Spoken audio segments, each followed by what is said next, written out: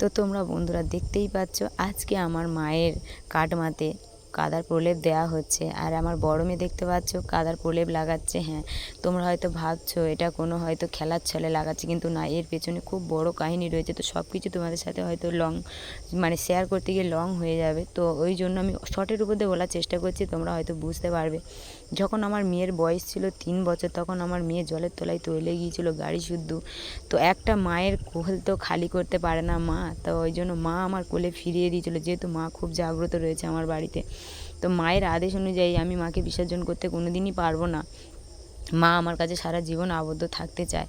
তো সেই কারণেই মাকে অনুমতি নিয়েই, যে মায়ের কাছে মা ক্ষতবিক্ষত অবস্থায় তো আমি মন্দিরে তুলতে পারবো না, তো কি করা যায়। তো মা আদেশ দিয়েছিলেন যে আমার কিছু কাটমার অংশ খুলে তুই আমাকে গড়বি। তা যখন গড়বি তখন আমার বড় বালক যেন আমার ছুঁয়ে থাকে, আর সমস্ত কাজের পদে পদে যেন আমার বড় বালক ছুঁয়ে থাকে। আমি ওর মধ্যেই আমার আত্মা থাকবে যতদিন না আমার মন্দিরে প্রতিষ্ঠা হচ্ছে।